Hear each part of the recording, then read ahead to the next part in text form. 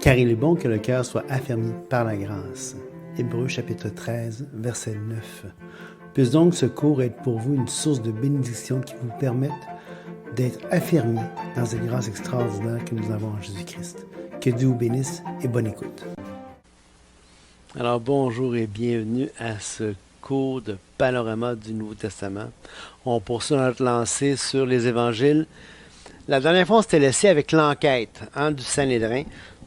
Puis, il faut comprendre que le Sanhédrin, il y avait un regard sur ce qui se passait en Palestine. Et c'était important parce que il faut comprendre que les relations entre Jérusalem et Rome n'étaient pas toujours de tout repos. Et le Sanhédrin bénéficiait d'une certaine liberté, la gouvernance locale, il y avait beaucoup de liberté, de tolérance de la part des Romains, et le Sanhédrin avait tout intérêt à garder ça un petit peu, le statu quo, pour éviter les débordements, éviter que Rome vienne intervenir avec son armée. Parce qu'il faut se rappeler que la tension est là entre les deux, entre Jérusalem et Rome. Une quarantaine d'années après, l'armée romaine va venir, l'empereur va venir, et ils vont raser Israël. Le temple va être détruit, ça va être un massacre incroyable. Il y a Massada, il y a toutes sortes de choses qui vont arriver en 70. Et donc, il faut comprendre qu'il y a une tension qui est bien réelle. Et le Sanhédrin, lui, il garde un œil sur tous les mouvements significatifs, parce qu'oubliez pas, surtout les mouvements messianiques, parce que, par définition, qu'est-ce que Israël attendait de leur Messie? C'est quoi? Qu'est-ce qu'Israël attendait du Messie? Il attendait le roi des Juifs. Alors, sédition.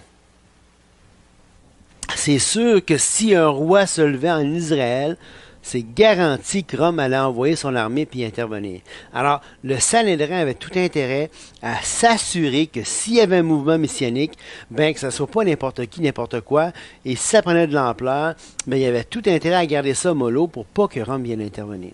Ils voulaient garder leur statu quo, ils voulaient garder leur standing, ils voulaient garder leur autorité sur la nation, et donc il n'est pas question qu'ils perdent ce contrôle-là. Donc, il y avait cette enquête importante en deux parties. Une enquête en deux parties. Lorsqu'il y avait un mouvement messianique, il devait y avoir une enquête en deux étapes. Une première étape d'observation, une deuxième étape de questionnement pour savoir si le mouvement était significatif ou non. Évidemment, le mouvement de Jean-Baptiste, le Sanhédrin va venir, va observer, va questionner, et le mouvement est significatif. C'est ainsi, et on voit ici le résumé du ministère de Jean-Baptiste dans Luc 3, 18. Jean annonçait la bonne nouvelle au peuple et en lui adressant encore beaucoup d'autres exhortations. Jean-Baptiste va au peuple, annonce la repentance, et comme on l'a déjà dit, il y a des foules qui viennent et qui sont préparées pour la venue du Messie.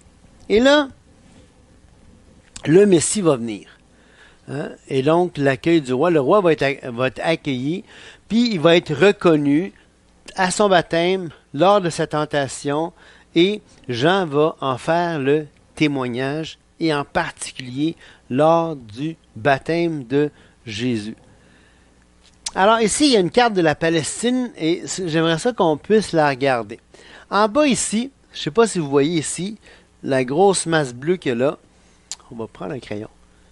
La grosse masse bleue qu'il y a là ici, ça c'est la mer morte. La mer morte, tout autour ici, là, c'est très, très désertique. C'est magnifique.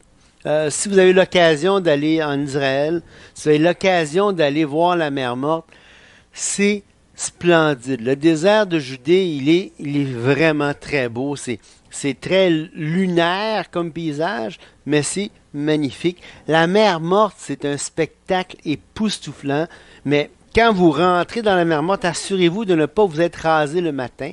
Et mesdames, ne vous rasez pas les jambes le matin avant d'aller à la mer morte, parce que quand vous allez rentrer, je vous le dis, ça va chauffer. Moi, je m'étais rasé le matin le visage, et j'ai eu le malheur de rentrer dans l'eau chaude de la mer morte, de me passer la main dans le visage alors que j'avais les mains remplies d'eau d'eau de la mer Morte et ça l'a chauffé vraiment beaucoup. C'est vraiment intéressant parce qu'on marche, on avance dans l'eau de la mer Morte, elle est chaude. Hein. Imaginez-vous un bain assez chaud quand même, pas bouillant évidemment, mais l'eau de la mer Morte, elle est très chaude. Mais on rentre comme dans une saumure. Un peu comme si on rentrait dans une vinaigrette. C'est très huileux comme sensation.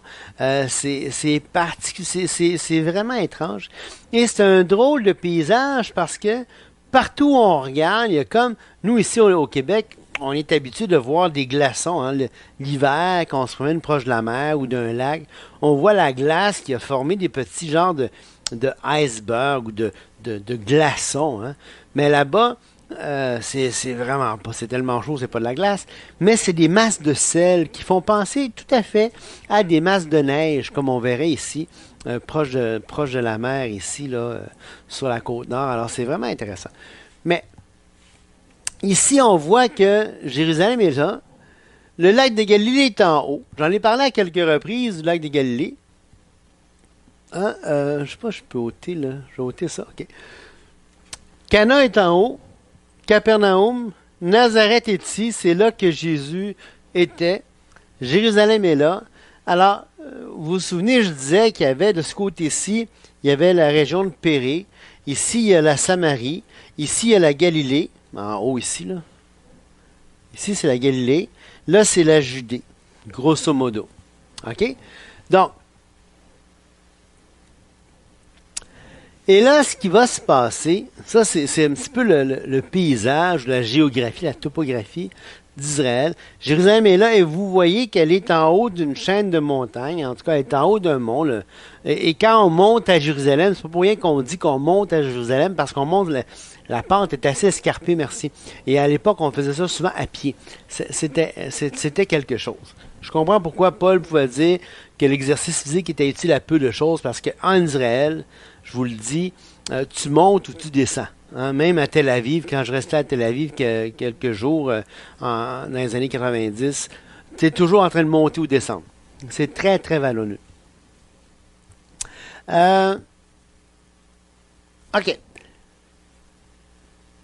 Donc ici, ce que vous voyez là, le genre de rivière que vous voyez là, hein? Ça, c'est le fleuve le Jourdain. Bon, le Jourdain, c'est un fleuve, mais pour les Québécois, c'est plus comme une grosse rivière, ou une petite même rivière, si on considère la rivière qui est ici sur la Côte-Nord. C'est comme une rivière moyenne, là, pas tellement énorme, mais c'est un fleuve, parce qu'évidemment, il se jette dans une mer. Et c'est là que, dans la région ici, qu'il va y avoir les baptêmes. Donc, OK. Qu'est-ce qui va se passer? C'est que Jésus va descendre de Nazareth, va traverser ici le Jourdain et va aller vers Jéricho. Et c'est ici qu'il va y avoir lieu le baptême, là, dans les eaux du Jourdain. Hein? C'est pas loin d'ici. On se rappelle, j'avais dit que pour sortir de Jérusalem, on pouvait passer par la Samarie pour se rendre vers le nord. Mais pour redescendre vers Jérusalem, il fallait passer de l'autre côté du Jourdain, parce qu'on ne pouvait pas sortir de Samarie pour aller vers Jérusalem. On risquait d'être lapidé par les Samaritains. On pouvait faire le contraire, par exemple. On pouvait sortir de Judée, rentrer en Samarie et aller jusqu'à Nazareth. Ça, il n'y avait aucun problème. Mais quand tu partais de Nazareth pour te rendre dans le sud, il fallait que tu passes par l'autre bord du Jourdain. OK, donc ça, c'est un petit peu les voyages de Jésus après le baptême. Il va remonter vers Nazareth, il va aller à Cana, après ça, il va aller à Capernaum. OK? Mais le baptême, il est dans cette région-ci, ici. OK? Bon.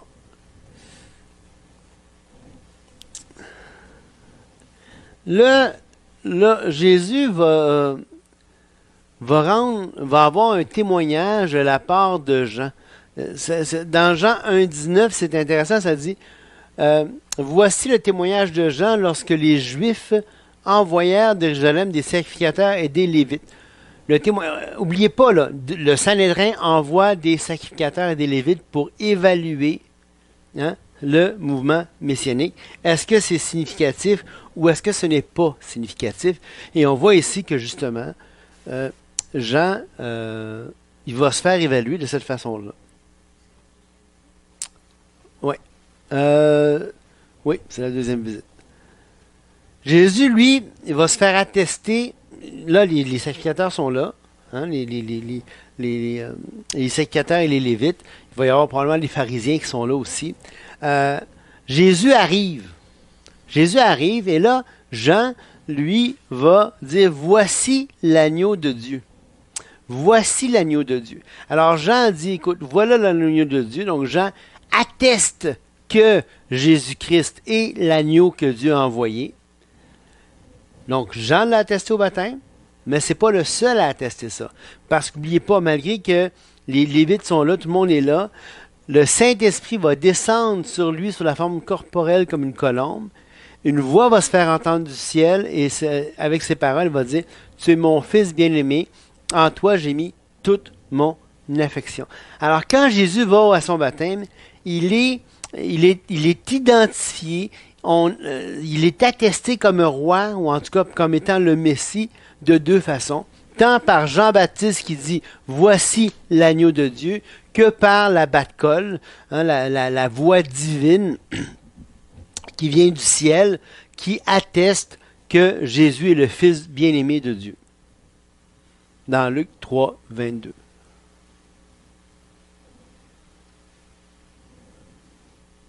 OK? Puis, par sa tentation. Pourquoi par sa tentation?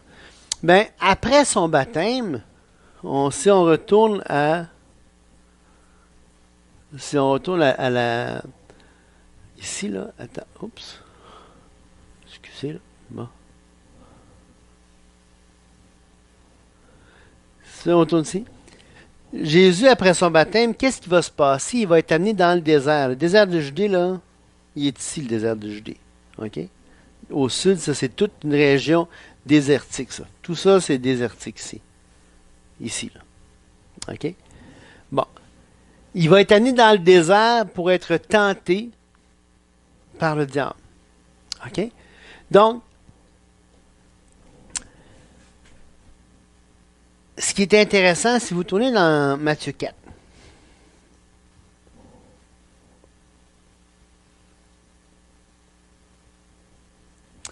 alors, donc après le baptême, Jésus fut amené par l'Esprit dans le désert pour être tenté par le diable.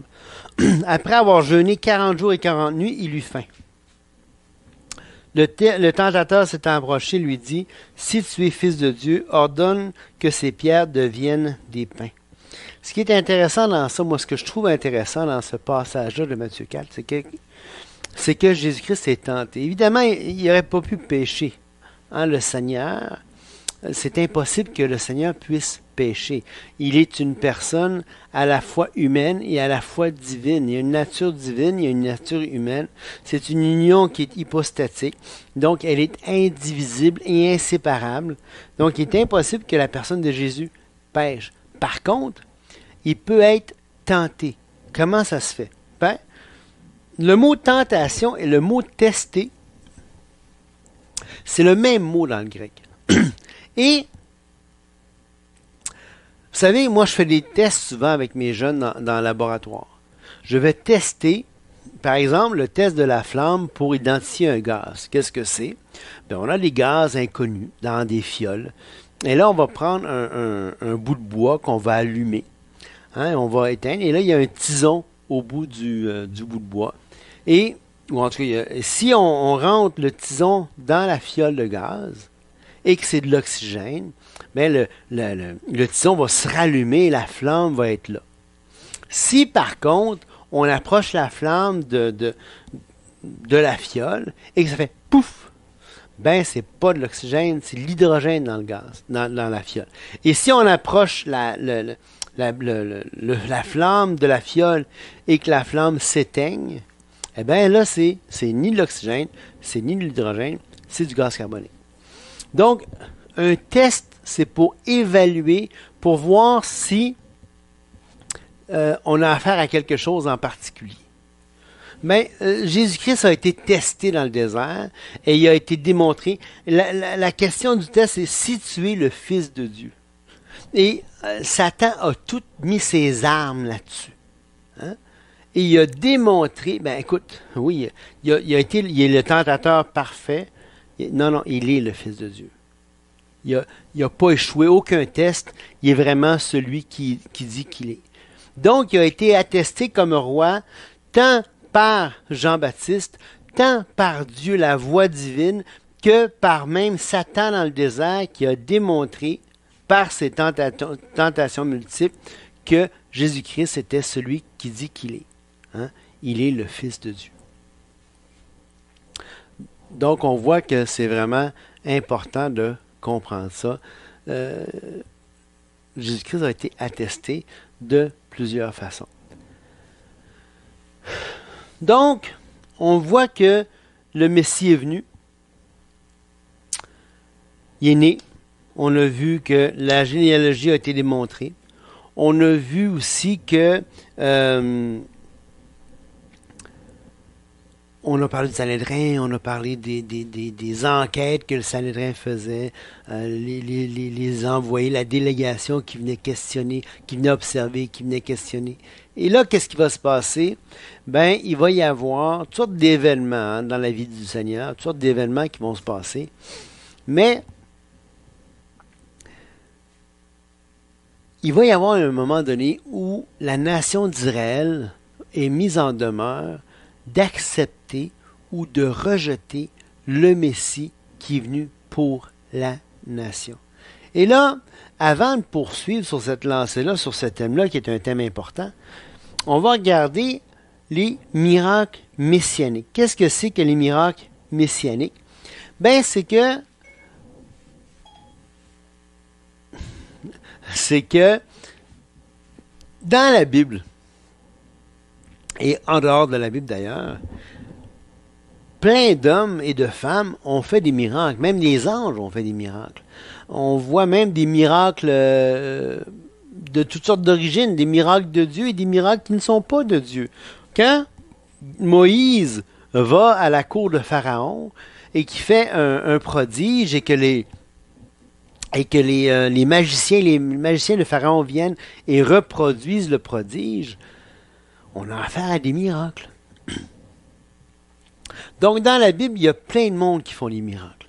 Et les prophètes, Élisée, font des miracles extraordinaires. On voit même plus tard dans les Écritures les apôtres faire des miracles. Donc, en soi, les événements prodigieux, les signes, les miracles, ça ne veut rien dire comme tel, à savoir d'où vient le miracle comme tel. Quelle est l'origine du miraculeux? Mais il y a trois miracles, trois catégories de miracles qui étaient particulièrement dignes du Messie et en fait que seul le Messie pouvait faire. Du moins, c'est ce que semblent penser les rabbins de l'époque du Deuxième Temple. Et on va voir que quand Jésus fait ces miracles-là, la réaction de la foule est complètement différente de la réaction qu'elle peut avoir face aux miraculeux de d'autres sortes de catégories. Et il y a trois sortes de miracles bien précis, et quand ces miracles-là arrivent, la foule réagit très différemment. La première catégorie de miracles, c'est on voit d'ailleurs la réaction ici. Si je n'avais pas fait parmi eux des œuvres que nul autre n'a faites, ils n'auraient pas de péché, mais maintenant, ils les ont vus, et ils ont haï, et moi, et mon Père. Donc, on voit que Jésus a fait des miracles que nul autre avait fait. Alors, c'est des miracles qui sont particuliers pour le Messie. Ce sont les fameux miracles messianiques. Le premier, c'est la guérison d'un lépreux juif. La guérison d'un lépreux juif. Vous savez que dans le livre du Lévitique, il y a 116 versets qui sont dévoués qui sont dédiés à la lèpre. 116 versets. Et en particulier, qu'est-ce qu'il faut faire quand on voit de la lèpre? Comment faire? Qu'est-ce qu'il faut faire? Quels sont les processus à faire? Et si la la lèpre disparaît, si elle est guérie de la lèpre, qu'est-ce que le sacrificateur doit faire à ce moment-là pour évaluer si oui ou non c'était la lèpre, qu'est-ce qu'il faut qu'il fasse, les sacrifices à offrir, et ainsi de suite, dans l'éventualité où quelqu'un aurait eu la lèpre et ne l'aurait pu. C'est 2 chapitres complets dédiés à ça, mais dans l'histoire d'Israël, à partir de la fin du Deutéronome jusqu'au Nouveau Testament, il n'y a aucun... on ne trouve jamais de Juifs être guéris de la lèpre dans la Bible à partir de la fin du Deutéronome jusqu'au Nouveau Testament. Et ça, malgré 2 chapitres dédiés à ça. En fait, on ne voit jamais, à partir de cette loi-là, de la promulgation de cette loi du Lévitique, jamais elle n'est utilisée dans tout l'Ancien Testament. Bon, il y a Naaman. Il y a Naaman qui guérit, mais Naaman, c'est un païen, c'est pas un juif. Il n'y a aucun juif qui guérit de la lèpre. Jamais. Et donc, on voit que quand Jésus va guérir un lépreux juif, la réaction de la foule, elle est complètement différente. Wow, que c'est ça? Comment ça se fait?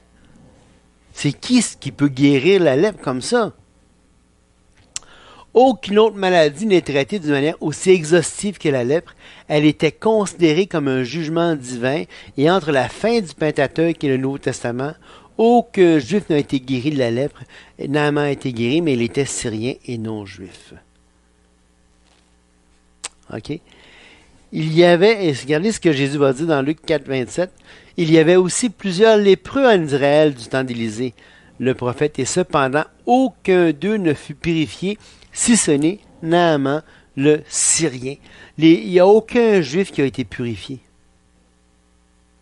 Mais pourtant, 2 chapitres ont été dédiés à ça dans le Lévitique.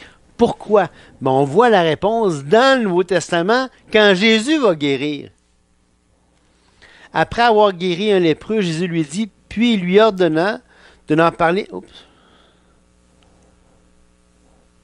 Puis il lui ordonna de n'en parler à personne. Mais elle dit, va te montrer au sacrificateur et offre pour ta purification ce que Moïse a prescrit, afin que cela leur serve de témoignage.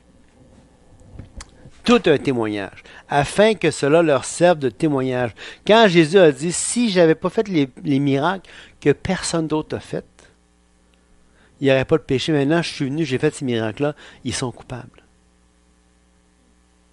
C'est ça les miracles messianiques, des miracles que personne d'autre a fait. Guérison, premier miracle messianique, guérison d'un lépreux juif. Deuxième autre miracle messianique, l'aveugle-né.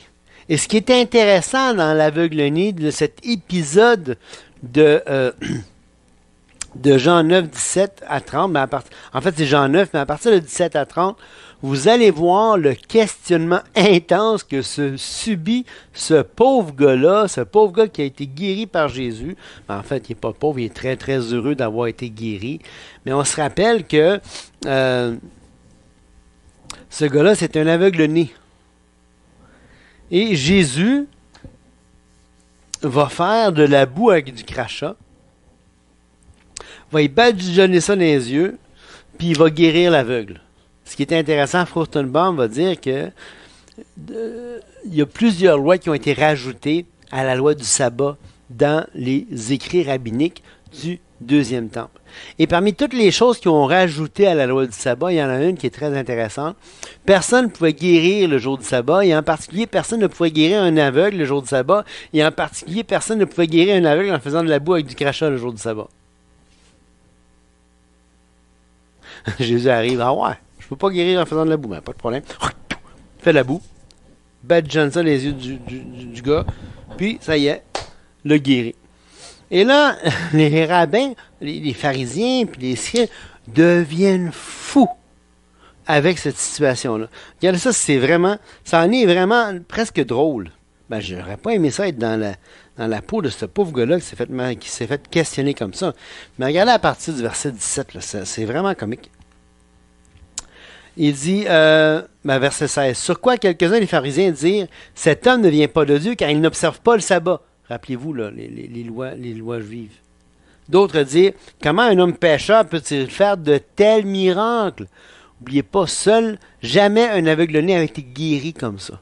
C'était considéré souvent comme impossible.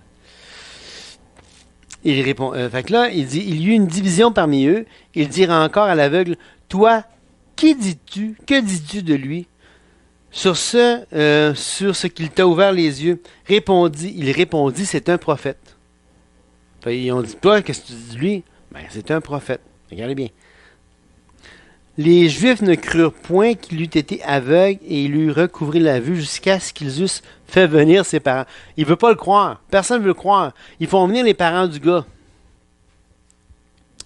Et ils les interrogèrent, disant, « Est-ce cela votre fils, que vous dites être né aveugle? Comment donc voit-il maintenant? » Ses parents répondirent, « Nous savons que c'est notre fils et qu'il est né aveugle. Mais comment il voit maintenant, ou qui lui a ouvert les yeux, c'est ce que nous savons. C'est ce que nous ne savons. Interrogez-le lui-même, il a de l'âge, il parlera de ce qui le concerne. » Évidemment, là, les pharisiens, les scribes, le Sanhédrin, tout le monde, ils sont mécontents. Et là, par peur du Sanhédrin, les parents ne veulent même pas parler, risquer de dire, allez l'interroger lui-même, il a l'âge, il est majeur et vacciné, allez lui demander à lui. Il répondit, fait que là, les pharisiens appelèrent une seconde fois l'homme qui avait été aveugle et lui dit, « Donne gloire à Dieu, nous savons que cet homme est un pécheur. » Il répondit, « S'il est un pécheur, je ne sais. Je sais une chose, c'est que j'étais aveugle et que maintenant je vois. » Ils lui dirent, « Que t'a-t-il fait? Comment t'a-t-il ouvert les yeux? » Il leur répondit, « Je vous l'ai déjà dit, et vous n'avez pas écouté. Pourquoi voulez-vous l'entendre encore? Voulez-vous aussi devenir ses disciples? » Et là-dessus, les gars deviennent fous de rage. Ils l'injurièrent et dirent, « C'est toi qui es son disciple. Nous sommes disciples de Moïse. Nous savons que Dieu a parlé à Moïse, mais celui-ci, nous savons d'où il est. » Cet homme leur répondit, « Il est étonnant. » Regardez bien là, par rapport au miracle messianique. Il est étonnant que vous ne sachiez d'où il est, et cependant, il m'a ouvert les yeux. Seul le Messie pouvait ouvrir les yeux d'un aveugle-né. Cependant, il m'a ouvert les yeux. C'est un témoignage contre eux-mêmes. Le troisième miracle messianique, c'est quand il a chassé le démon muet, et c'est dit que seul le Messie pourrait chasser un démon muet. Pourquoi? Parce qu'il y avait des exorcismes au temps du Seigneur. Il y en avait avant, il y en avait après. Il y a des exorcismes. C'est la méthode d'exorcisme. On voit Jésus l'utiliser quand il va parler aux démoniaques avec les légions en lui. La méthode habituelle, c'était que tu posais des questions au démon et tu lui demandais quel est ton nom. Et une fois que tu connaissais le nom du démon, tu pouvais le chasser. Le problème pour un démon, un démoniaque muet, c'est que tu ne pouvais pas connaître le nom du démon. Il était muet, il ne pouvait pas parler. Donc, puisqu'il était muet, c'était impossible de l'exorciser. Et donc, l'idée, c'était que seul le Messie, lorsqu'il viendrait, pourrait exorciser quelqu'un qui a un démon muet. Et là, Jésus va exorciser un démoniaque muet. Et là, dans Matthieu 12, on le voit. Matthieu 11, Matthieu 12. Et là, ils vont dire, c'est par Belzébul qui a fait ça. Et là, c'est le fameux blasphème contre le Saint-Esprit. Et là, c'est de rejeter Jésus-Christ, homme, c'est d'avoir rejeté Jésus-Christ sur la base qu'il fait les miracles parce qu'il est possédé par Satan. Attribuer à Satan le miracle d'avoir fait ça. Et ça, c'est le blasphème. Et c'est un blasphème qui est bien particulier. Le blasphème contre le Saint-Esprit, c'est un péché non national, non individuel. Ça, c'est un E, pas un A qui devrait être là. C'est le péché de cette génération. Les hommes de Ninive se lèveront au jour du jugement avec cette génération et la condamneront parce qu'ils se repentirent à la prédication de Jonas. Et voici, il y a ici plus que Jonas. Et encore, on voit dans Matthieu 12, cette génération.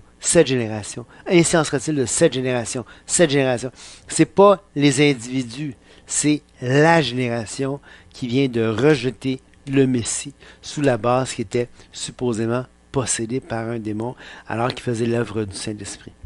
OK? C'est un péché national. Et là, il va se passer bien des choses. Les choses vont changer et on va voir comment les choses vont changer au prochain cours. D'accord? Fait que Dieu vous bénisse abondamment. Passez une excellente fin de journée. Au revoir.